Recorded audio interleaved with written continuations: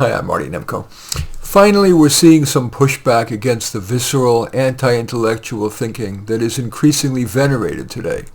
An example of that pushback is the new book, What's Our Problem? A self-help book for societies. That book encourages even-handed, full-dimension consideration of issues rather than reflexive, emotion-driven thinking. In that spirit, here are issues on which I am unclear and would benefit from considering pros and cons. Maybe this attempt at reflective thinking will encourage your own. First, regarding mercy, and I need to start with a definition. I define mercy as the bestowal of an undeserved kindness.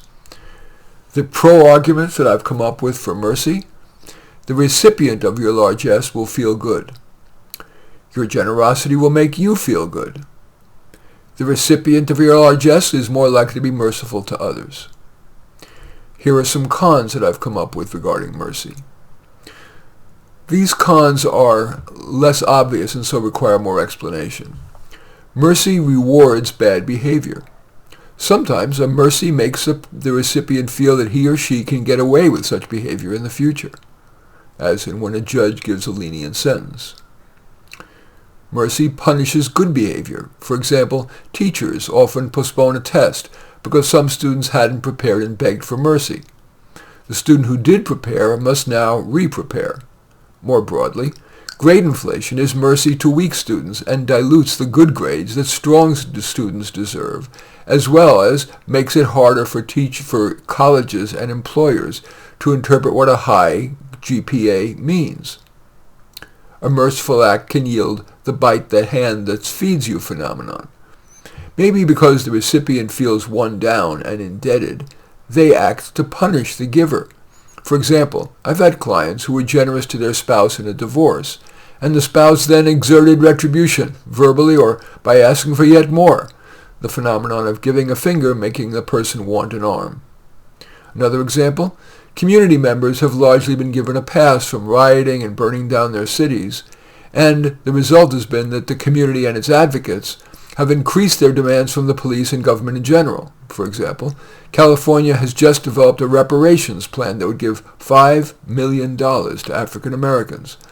Of course, this analysis that I'm doing here is just correlative, but logic suggests that there's at least a partial correlation between mercy and having people bite the hand that feeds you. The next issue on which I have mixed feelings is college worth it? First, pro arguments. Except for MIC jobs, most people need a college diploma.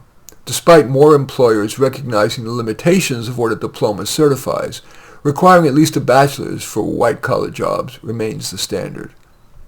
Another pro for college is structure. Most people need structure to learn. Read pages 234 to 396 by Tuesday. The midterm will be on March 9th. That'll cover X, Y, and Z, etc. Carrots and sticks. Most students require grades to motivate them to study, not use ChatGPT to do assignments, or even just to attend class. So that's a pro of college. And another pro of college is that courses and extracurriculars are readily available. And finally, it's expected you'll go to college. These days, foolishly, many people think you're a second-class citizen if you don't go to college, unless maybe you're the self-starting genius who everyone knows has better things to do with their time than to spend yet more time in a classroom after high school. Here are some con arguments regarding the worth of college. Despite what colleges' websites, brochures, and tour guides imply, the many weak students that colleges admit learn remarkably little of value in college. For example, a University of Chicago Press book, Academically Adrift, found that 36% of all students in college made no growth in the central areas of critical thinking and analysis. Another con for college is many students, especially those at risk of struggling academically, are more likely to succumb to undesirable behavior when they're surrounded in the dorms by students who are reveling in being away from their parents' watchful eyes.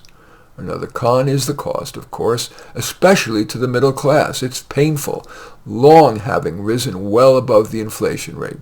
The 4-year all-in sticker price at a brand-name college now exceeds $300,000 per child.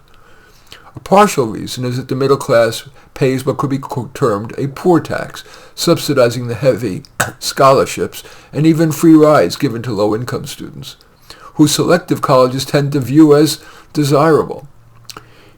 A large percentage of any discount that the middle class gets off the sticker price, which the colleges term financial aid, is loan, which must be paid back with interest.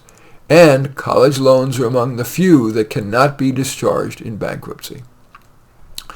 Now, another issue on which I want to share pros and cons is whether a counselor of any stripe should be counseling primarily psychologically or practically. I'll give you an example. Here is the pro-psychological argument. The standard is, in almost all forms of counseling, before getting the client to practical next steps forward, that they need to address psychological issues, for example, the effects of trauma and family on their psyches. Along the way, the counselor is expected to provide an accepting, safe space of support. That approach is time-honored. Most clients expect some version of that, and some evidence does support its necessity as preliminary to helping the client on next practical steps forward. But here is arguments for being very pro-practical and not focusing on past trauma and the psychological. Many clients do appreciate looking at past trauma, but ultimately may make more progress faster and less expensively by focusing on identifying next steps forward. As they say, the shortest distance between 2 points is a straight line. That is, between your current unhappiness and your eventual goal. Often such directness, even confrontation sometimes, may yield short-term resistance, but long-term is often wiser. From where I sit at this point, indeed, one size does not fit all, so for me at least, the right answer is whether to be more psychologically or practically oriented depends on the client. Another issue on which I have ambivalence is being liberal versus conservative. First, pro-liberal arguments. Liberalism, and its more extreme forms, socialism and communism, attempt to redress inequality among people, which come from genes, environment, geography, and social factors. That view is supported by Christian and Marxist teachings, and for many people is also cosmic justice. That philosophy manifests in redistribution from rich to poor, white and Asian to BIPOC, able to disabled, Israelis to Palestinians, the U.S. taxpayer to developing nations, and so on. Here is the pro-conservative argument.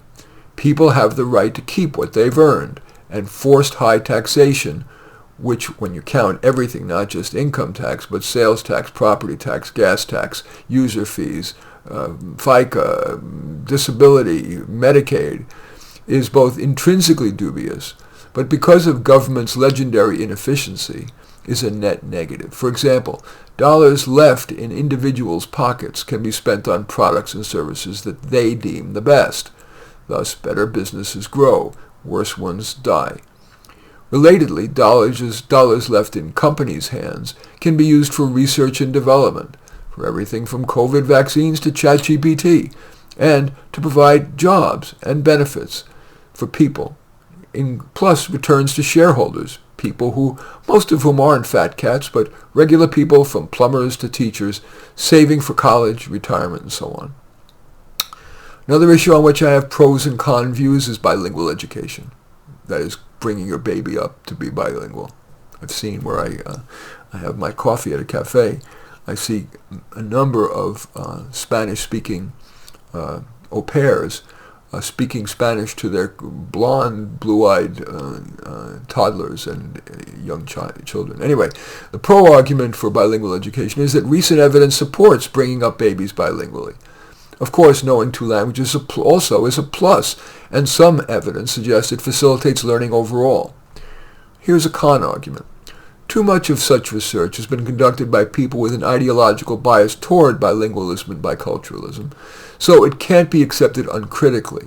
And common sense suggests that learning 2 languages at the same time would have to result in the brain taking longer to find the right word, let alone to do fully complex analysis.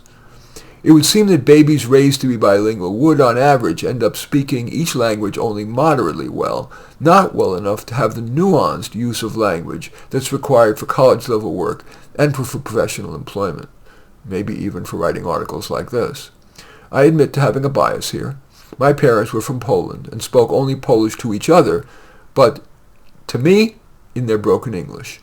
That avoided any language interference between the two languages, as well as conveyed to me the primacy of learning English well. I'm guessing that approach enabled me to acquire the linguistic competence that has enabled me to complete a language-centric PhD from Berkeley and to become a successful writer, speaker, and counselor. And finally, an issue on which I have mixed feelings is Ukraine. Here are the arguments in favor of U.S. involvement. The U.S. media and most governments insist that Russia's invading of Ukraine is unjustified aggression that has devolved into war crimes, causing enormous undue pain to the Ukrainian people and even to Russia's own soldiers. Rationality requires a fair degree of counter-evidence to oppose that consensus view. Here is or at least what I've come up with, an anti-U.S. involvement argument. The cost and the opportunity cost of the hundreds of billions of dollars already spent to support Ukraine has been enormous, and a year later Ukraine hasn't won. And Ukraine cannot be said to be of greater strategic importance to the U.S. than myriad other countries where the next aggression will surely occur. And with nuclear China and nuclear Iran on nuclear Russia's side, our involvement increases the risk of the aggressive Putin starting a nuclear war. Just weeks ago, that was seen as very unlikely, but now Putin has pulled out of the last remaining nuclear arms control treaty. Of course, all of us are closed to changing our mind on some issues. For example, after significant reflection and often research, my support for meritocracy, my being pro-choice, and my being pro-gay marriage are unlikely to be changed. But I am open to movement on each of the above issues. Turning to you, on at least one issue, might you be wise to list pros and cons, and only then make your tentative decision? In any event, this essay is things I'm unsure about. As usual, I welcome your thumbs up and accept your thumbs down. I always look forward to your comments, and especially like it if you hit the share button below. Share on your social media so that my efforts can have broader impact. And I am flattered if you choose to subscribe to my channel. In any event, I do thank you for watching. I am Marty Nemko.